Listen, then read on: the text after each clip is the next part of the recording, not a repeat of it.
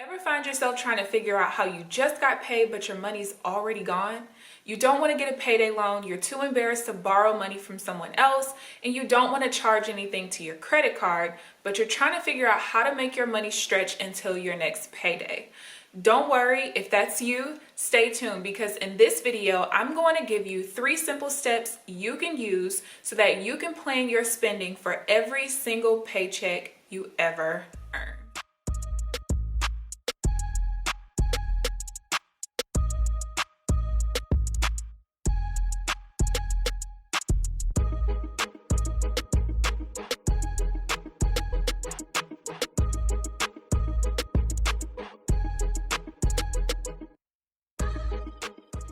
Most people have trouble managing their money. As a matter of fact, over 100 million Americans struggle financially. Now, I have a firm belief that most people are not actually broke. The only problem is they're overspending in areas and they can't figure out how or why. Properly planning your spending for every single paycheck will help you to eliminate overspending, which will also help you to reduce the worries that are associated with bad finances. You will be able to identify how much money you have available to spend with every single paycheck so that you don't have to worry about not having enough money until your next payday. I would highly suggest that you do your paycheck planning every single month so that you can understand what checks you have more money available for groceries, entertainment, going out to eat, and different things like that. It's very important that you understand how much money you have available with each paycheck, because if you don't, you will find yourself having more things to spend money on with less money to actually spend. So without further ado, let me show you just how simple and easy paycheck planning actually is.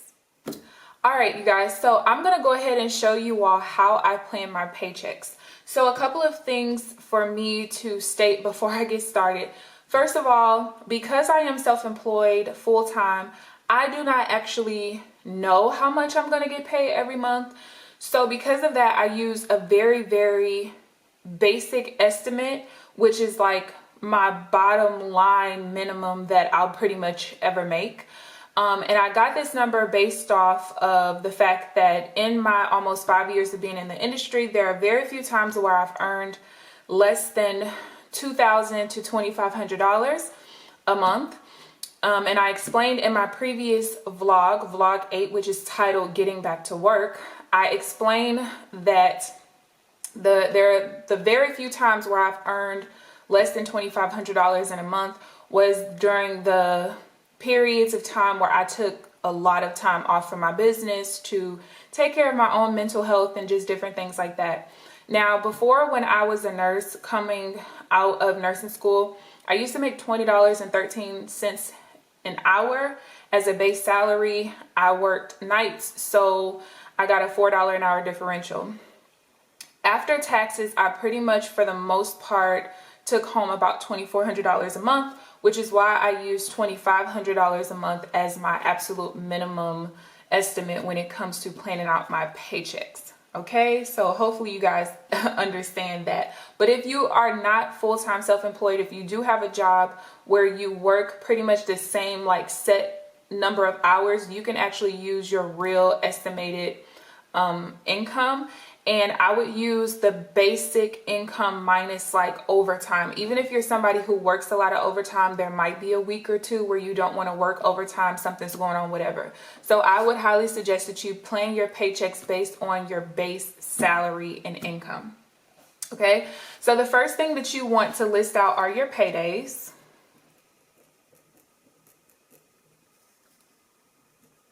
And I'm going to put $2,500 up there because that is my estimated income. Again, that's like the bare minimum. So that's what I go with. So that way, every month when I make more than that, it's fine. It's just, you know, seen as extra income that I can use for getting out of debt and different things like that. But as long as my expenses and everything can fit in this $2,500, I am good to go. So if you saw in my October budget with me video, I explained how the second Friday of every month, because I get paid every Friday, the second Friday is where my largest check always comes in. That's my residual income. So what I'm going to do is write $250 and these three lines here, which total $750. So what's left over is $1750 for that check there. All right. So the next thing that you want to do is list out your quote unquote budget categories. And I put that in quotations because, as you guys should know by now, I don't necessarily budget. I do try to write out what I want my expenses to stay under in these certain categories, but it's not a strict budget, if that makes sense. And my numbers have changed slightly from the October budget with me video. So I'm going to put the updated numbers. So $200 this month for groceries, $80 for gas, personal $100, shopping $100, restaurants $100, and my supplements are $60. So the best thing for you to do once you have your estimated budgeted categories is to divide it by how many weeks are in the month. So for me, I have 4 paydays, so I'm going to divide each number by 4 and put that in parentheses.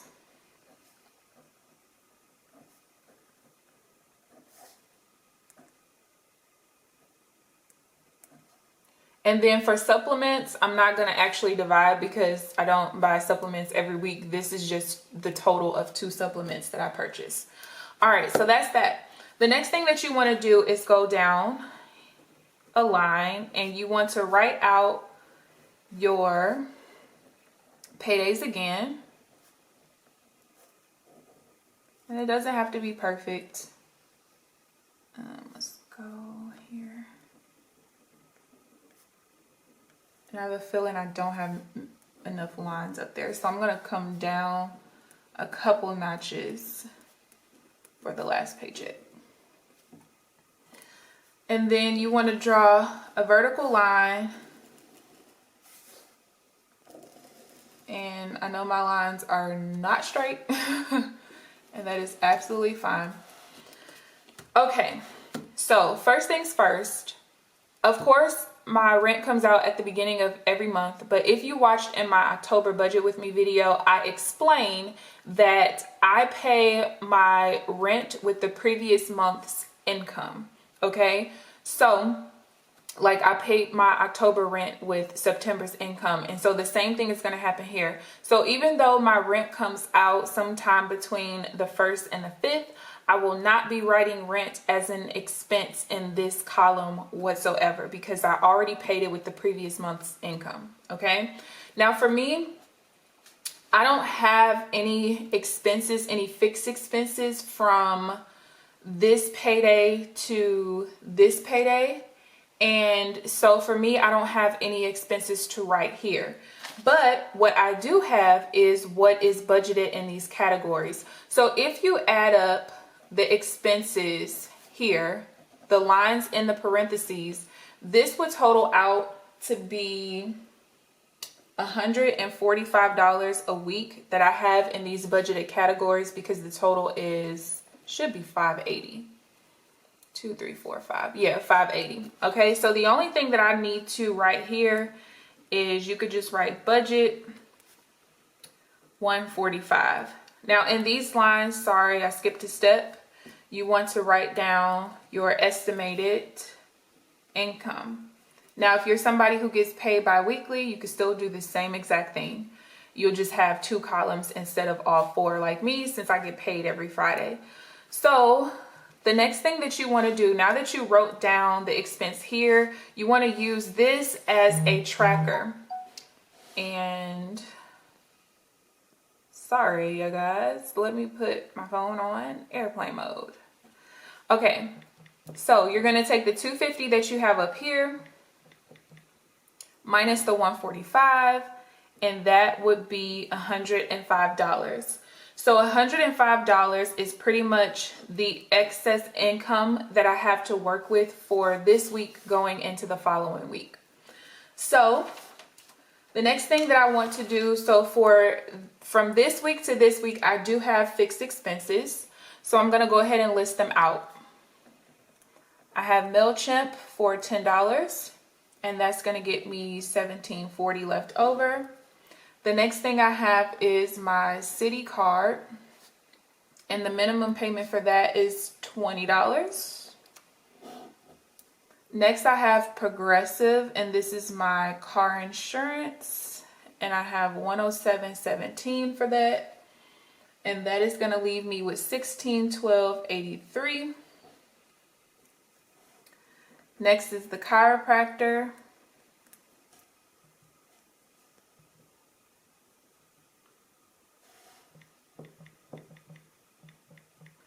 And that is $70.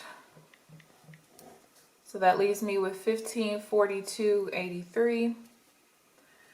So now this is where the rent comes in. So my rent is $810 a month. So I obviously can't like budget it into either of these 3 weeks because it doesn't cover the $810. So I'm actually going to go ahead and write my rent in here because the chiropractor is the last fixed expense that I have for this current week. So I'm going to go ahead and write my rent in there and subtract the $810. And the last thing I have is the budget. Oh, that bee is so ugly. So we are left with $587.83. Okay, so the following week is HostGator, and that is $11.95 a month. That is for hosting my websites. That leaves us with $238.05, I believe. Yes. Next, we have my financial success membership, and that is $34.95 a month. That leaves me with $203.10. My electric bill this month is only $6.58 because they read my meter on the 6th and I had only been here for less than a week. And so that puts me at $196.52. Next is Charter, which is who I have my internet through. I do not have cable, and I will never have cable. Too many ways to watch shows for free and ways for you to just stream it to your TV from your phone or laptop or whatever. So that is what I do. That leaves me with $141.54. And then I have Road Assure, which is my roadside assistance. That is $7.99, which leaves me with $133.55. So here is where, this is why planning your money is so important. Now, of course, I do not spend this amount every week. Sometimes I spend more, sometimes I spend less. So it all pretty much will balance itself out and be this amount or less. There are some months where I spend more, and that is okay because, again, I'm not on a strict budget anyway. But so if I write in the budget here for $145, then that puts me at negative $11.45. Okay? And I like to star it so I can remember that I need to come back to that. So for the last week, the only fixed expense that I have is my car loan, and I wrote that way too close to the line, and that's $262.53, which puts me at negative $12.53. So the last thing that you want to do is you want to go from this paycheck until your next paycheck and see what expenses you have, okay? So for me, again, I'll get paid the next time on November 3rd, I think, 2nd, 3rd, yeah, November 3rd. I don't have any expenses from here to there. But let's say that I did have an expense. You could just make up some kind of expense. Let's say I had a water bill, which I don't, and that bill was due before the 3rd, then I would need to write in my water bill here the amount and subtract it. Okay, but for me, I don't have to worry about that. So now we have to take care of these negative balances. All right. So actually, you have more than that because I forgot about the budget, which is 145. So we are negative 157.53. So this is the real negative amount until the next payday. Okay. So now what you want to do, the last thing I have is my supplements. I haven't wrote that in yet. So I'm going to go ahead and write that in here because that's pretty much the only place besides up there that I can write it in. We're going to subtract that. That would be 527.83. Okay. And so at this point, what you want to do is you want to write out your totals for each week. So we have 105 plus 527.83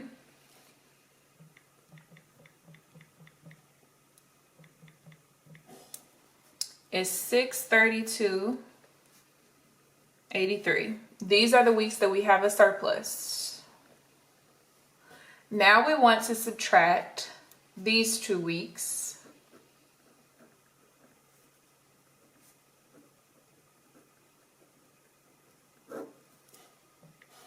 Whoops, not plus, minus.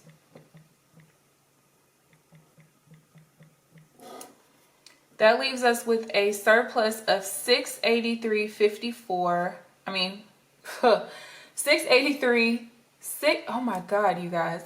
463.85. Sorry, I can be dyslexic at times and it's so frustrating because I swear I just read that number correctly the first time.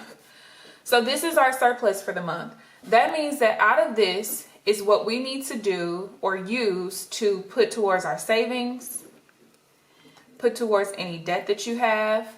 And of course, you might end up spending more money in some of these categories. You may end up spending less, which will give you even more money to work with and use as a cushion for the month and different things like that. But this is basically the simple steps. You first want to list your paydays. Then you want to list out your budgeted categories and the amounts that you plan to spend in those categories. Then you want to list out your paydays like this with a line so that you can do a running total. You want to first list your fixed expenses in each category. Then you want to list out your budget amount. If you have a week where you don't have any fixed expenses like I do here, then that is when you want to only put the budgeted amount. You want to, of course, again, do your running total for each week or each payday. And then at the very end, you want to add up the totals of your surplus, subtract the weeks where you don't have, subtract the weeks where you're actually going to be over your salary or your income. And then you need to find out what your total surplus is going to end up being. So the reason why this is important is because let's say down here, so let's say I did some overspending up here, right? And let's say that I went out and I had to buy tires.